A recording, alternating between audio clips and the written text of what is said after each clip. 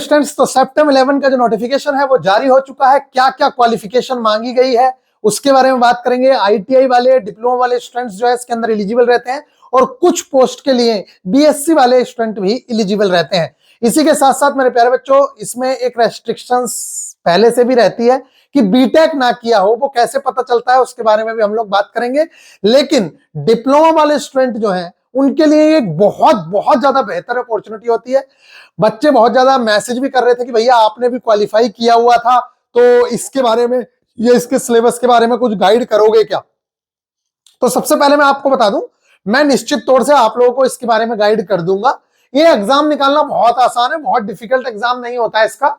किस तरीके से निकलेगा, क्या होगा, उसके बारे में मैं पूरी की पूरी स्ट्रेटजी आप लोगों के साथ शेयर करूंगा। अगर आप इस वीडियो पे नए हैं तो सबसे पहले चैनल को सब्सक्राइब कर लीजिए। मैं आगे आप लोगों को, और वीडियो को लाइक जरूर कर देना। आगे जैसे ही वीडियो, हो सकता है कि कल मैं वीडियो दे दूं या परसों मैं आप लोगों को वीडियो दूंगा जिसमें मैं आपको बताऊंगा कि किस तरीके से आप सेप्टेम्बर 11 के एग्जाम को निकाल सकते हैं। मेरे प्यारे बच्चों, यहां पर देखिए, ये है हमारा एग्जाम सेप्टेम्बर 11 का, जिसके अंदर 561 जो पोस्ट हैं वो मेरे प्यारे बच्चों STAV की हैं।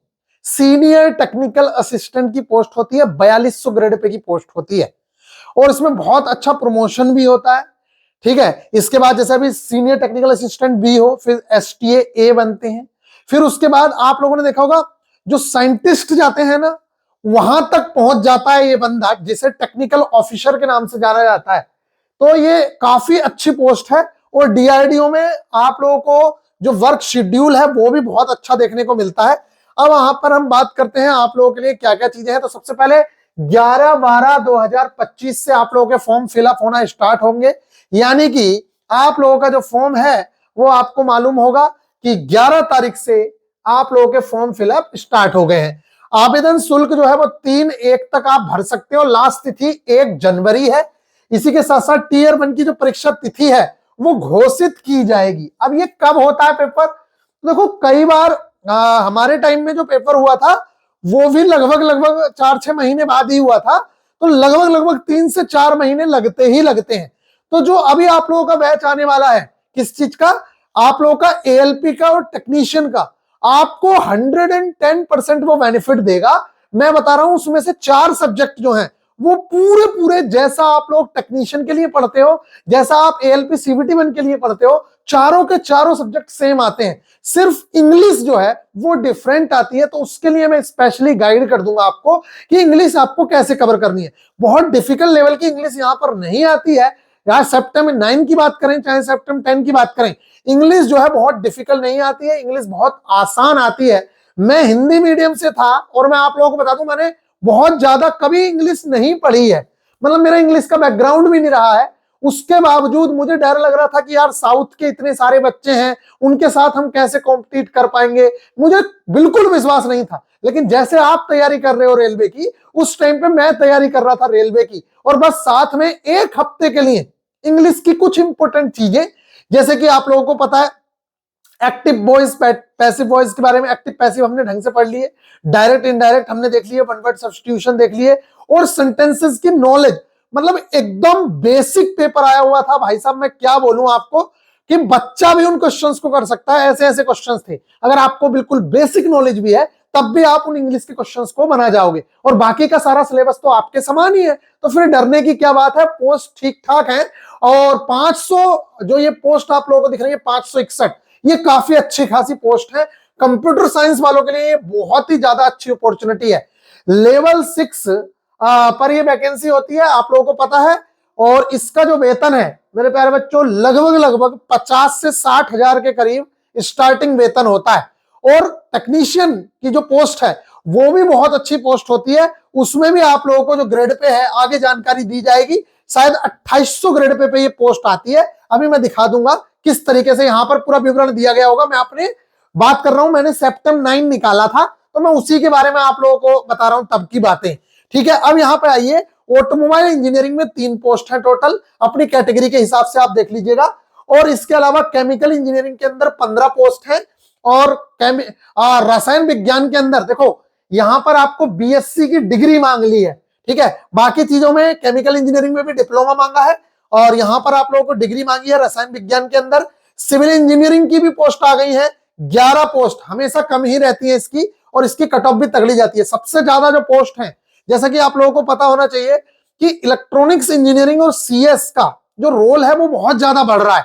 जैसे जैसे आप रेलवे में भी देख लीजिए, मैकेनिकल का क्रेज कम होता जा रहा है, लेकिन इन ब्रांचेस का बहुत ज्यादा रोल है। तो पहले भी कंप्यूटर साइंस की पोस्ट आती थी, लेकिन आप लोग देखिए 500 कुछ पोस्ट में से, 561 पोस्ट में से 160 पोस्ट ओनली कंप्यूटर साइंस की है। ये एक बहुत ही ज्यादा बेस्ट अपॉर्चुनिटी है कंप्यूटर वाले बच्चों के लिए। मैं आप लोगों को बता दूं, अगर आपका प्री क्लियर हो गया, सबसे बड़ी बात देखो इसमें एक बेनिफिट क्या होता है मैं बता रहा हूं। प्री की जो कट ऑफ जाती है वो ठीक ठाक जाती है, यानी कि एक 150 का पेपर होता था हमारे टाइम में, अभी देखते हैं इसमें क्या दिया हुआ है नोटिस में, 150 का ही होगा। 150 में से नॉन टेक जो पेपर होता है, 150 में से आप ये समझ लीजिए 120 22 तक भी कट ऑफ जाती है, 25 तक भी जाती है, 125 तक भी, समझ रहे हैं आप कट ऑफ। वो सारी चीजें डिपेंड करती हैं कि आपके यहां कितनी पोस्ट है, उस चीज पे भी डिपेंड करती है। हर जो ब्रांचेस की कट ऑफ अलग अलग लगती है, तो 120 25 150 में से कट ऑफ जाती है, और कई बार 117 भी जाती है, 110 भी जाती है, उसको आप छोड़ दीजिए, वो बात की बात है। तो इसमें प्री में क्या है ना, लड़के चले जाते हैं, क्योंकि नॉन टेक है सारा का सारा, लड़के चले जाते हैं नॉन टेक वाले, और जब पेपर होता है टेक्निकल वाला, तो फिर उसमें अगर कोई ठीक ठाक पढ़ा हुआ है ना थोड़ा बहुत, तो वो बच्चा बाजी मार जाता है। ये हाल रहता है इसका, इसलिए मैं बता रहा हूं। जैसे कोई बच्चा सीजीएल की तैयारी कर रहा है, ठीक है, और रेलवे की तैयारी कर रहा है कोई बच्चा, तो वो बच्चे निकाल तो लेगा, लेकिन अगर उसका टेक्निकल ठीक नहीं होगा तो फिर वो हार मान जाएगा। तो ये लोग हार मान जाते हैं, लेकिन जिसका थोड़ा सा टेक्निकल मजबूत होता है वो बाजी मार जाता है। तो ये आपके लिए एक बेस्ट अपॉर्चुनिटी है, ठीक है। इसके बाद बात करते हैं इलेक्ट्रिकल और इलेक्ट्रॉनिक्स इंजीनियरिंग की। जो पोस्ट है वो 11 पोस्ट आई है, कम पोस्ट है, लेकिन इसकी जो पोस्ट है पहले ठीक ठाक रहती थी। इलेक्ट्रिकल इंजीनियरिंग की जो पोस्ट है 47 है। इसके अलावा देखो इलेक्ट्रॉनिक्स की फिर से अच्छी खासी पोस्ट यहाँ पे देखने को मिल गई। वही मैं कह रहा हूँ ना, इलेक्ट्रॉनिक्स की पोस्ट ठीक ठाक रहती है। इलेक्ट्रॉनिक्स की पोस्ट जो है वो यहाँ पर 111 पोस्ट है टोटल, ये भी अच्छी पोस्ट है। ज्यादातर जो पोस्ट रहती है 3 ही ब्रांचों की रहती है, बता दूं किस किसकी। सबसे ज्यादा इलेक्ट्रॉनिक्स, वो सबसे ज्यादा कंप्यूटर साइंस, मैकेनिकल इंजीनियरिंग और इलेक्ट्रॉनिक्स, इन 3 चीजों की सबसे ज्यादा पोस्ट रहती है।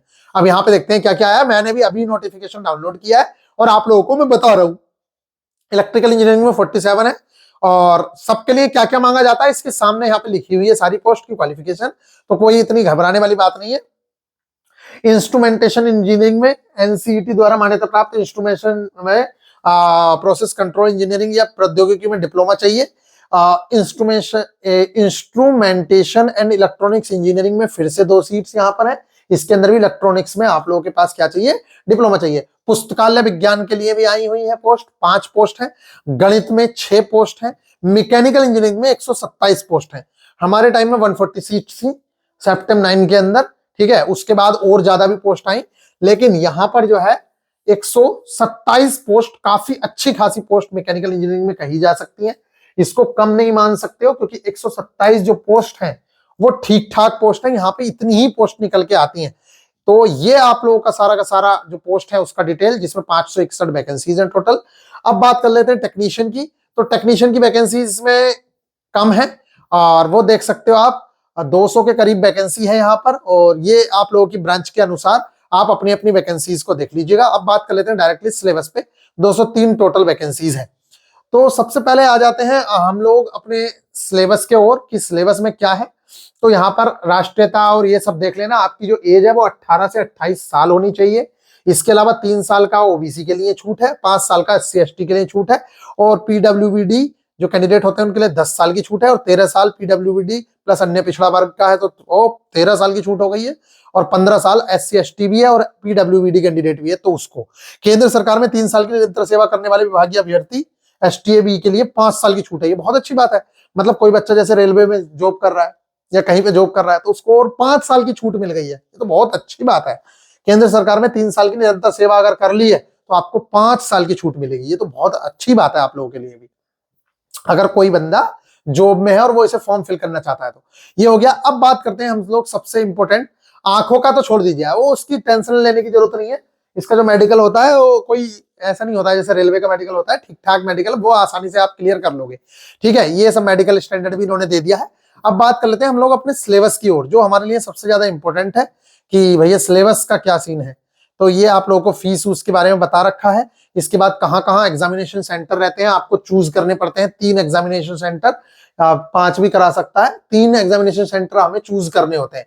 जो आप करेंगे वही आपको चूज करने होते हैं। तो ये पेपर सब जगह होता है, मैक्सिमम बड़े शहरों में पेपर आप लोगों को देखने को मिल जाएगा। अब आ जाते हैं यहाँ आवेदन कैसे करें, ये सारी की सारी डिटेल आप लोगों को दी हुई है। परीक्षा तिथि देखो और परीक्षा की पद्धति क्या रहेगी, देखो वही चीजें हैं जो आप लोगों को बताई गई।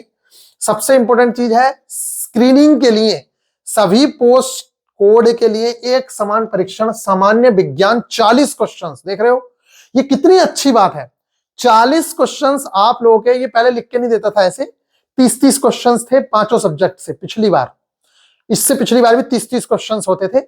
लेकिन अभी ये अच्छी बात है रेलवे वालों के लिए, तो मैं कह रहा हूं सोने पे सुहागा है बेटा।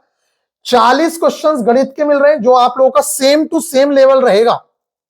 जो लेवल आप लोगों ने अभी देखा है सेम टू सेम लेवल रहेगा आप लोगों का। और यार ये भाग गया, यहां पर देख लीजिए 40 क्वेश्चंस आप लोगों के रहने वाले हैं साइंस के, और यही साइंस जो रेलवे में अभी आप पढ़ रहे हो एज इट इज एक एक क्वेश्चन आप लोगों को देखने को मिलेगा। बाकी मैं गाइड करूंगा आप लोगों को पूरी तरीके से, इसके लिए भी डीआरडीओ के लिए स्पेशली वीडियोस में दूंगा आप लोगों को कैसे क्लियर करना है। इंग्लिश के जो है वेटेज कम कर दिया है, 30 क्वेश्चंस रखे गए हैं, और इसी के साथ साथ सामान्य गणित के 40 क्वेश्चंस हैं, बुद्धिमत्ता के 40 क्वेश्चंस हैं, और सामान्य विज्ञान हो गया, और 30 4 तिया 12 और 150 क्या क्या विज्ञान हम लोगों को डाल दिया है, सामान्य अंग्रेजी डाल दी है, और मात्रात्मक योग्यता और सामान्य गणित 40 क्वेश्चंस डाल दिए हैं, सामान्य बुद्धिमत्ता और तर्क, मतलब मैथ्स और रीजनिंग का वेटेज जो है वो 80 क्वेश्चंस का है। मैथ्स और रीजनिंग 80, और इसी के साथ साथ मेरे प्यारे बच्चों 40 क्वेश्चन साइंस के, और फिर 30 क्वेश्चंस ओनली इंग्लिश के आएंगे। ये सोने पे सुहागा है, ये बात आप समझ लीजिए। पहले क्या था, पहले जीके भी थी, तो अब जो है कट ऑफ हाई होगी, ये बात गारंटेड है, क्योंकि जीके अब हट चुकी है। यहां पे जीके कहीं भी नहीं है, 150 नंबर का पेपर है उसमें जीके हट चुकी है।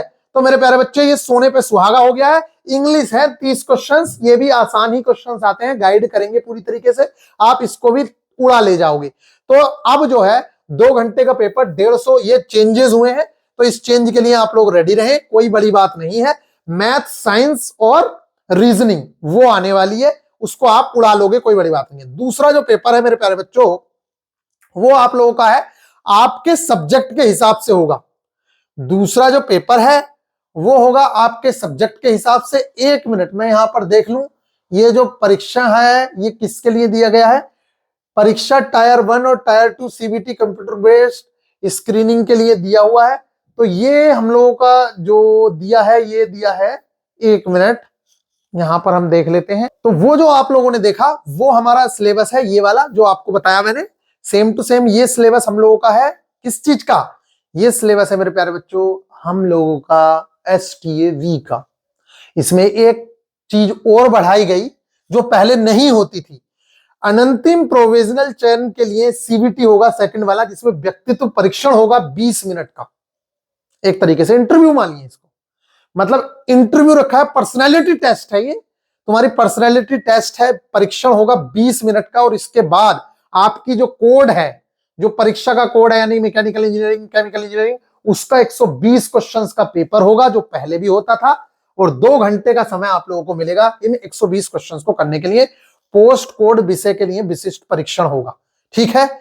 इस चीज को अगर आप देखें तो इसमें कुछ बदलाव देखने को मिला, और ये आप लोगों का टेक्नीशियन 2 का है, जिसमें सिलेबस सेम टू सेम रखा गया है। यानी कि पहले ट्रेड के लिए तो ये टेस्ट होता था, लेकिन डिप्लोमा वालों के लिए नहीं होता था। इस बार डिप्लोमा वालों के लिए भी पर्सनैलिटी टेस्ट रखा गया है। इस पर्सनैलिटी टेस्ट में क्या होता है, पहले चयन के बाद, यानी कि पेपर 1 होता था इन लोगों का, टेक्नीशियन वालों का, और फिर उसके बाद मेरे प्यारे बच्चों आप लोगों को बुला लिया जाता था किस चीज के लिए, आप लोगों को पर्सनैलिटी टेस्ट के लिए। इन लोगों का पर्सनैलिटी टेस्ट होता ही नहीं था, लेकिन इस बार जो है यहां पर आप लोगों का पर्सनैलिटी टेस्ट भी ऐड किया गया है। हमारे टाइम पे नहीं होता था जब हम लोगों ने 9 वाला दिया था।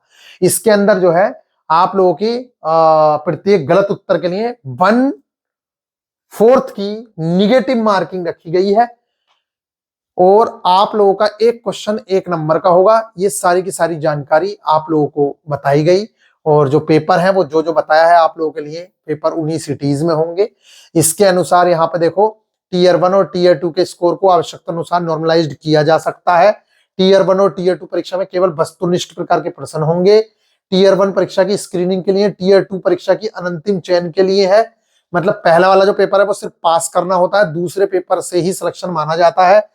और संगठनात्मक आवश्यकता और भारत सरकार की नीति के आधार पर एसटीए पद के लिए चयन का तरीका बदल सकता है। स्क्रीनिंग का मानदंड ये है, कम से कम 35% मार्क्स, ये सारी की सारी चीजें रखी गई हैं। इसके अलावा टीयर 1 में 1:10 के रेशियो में बच्चों को बुलाते हैं, यानी कि अगर आपकी पोस्ट 147 है तो 1470 बच्चों को टीयर 2 के लिए बुलाया जाएगा। इस तरीके से मेरे प्यारे बच्चों ये आप लोगों के लिए सारी चीजें हैं, चयन प्रक्रिया यहाँ पर ये सारी की सारी चीजें बताई गई हैं। तो आई होप कि आप लोगों को ये बातें समझ आ रही होंगी।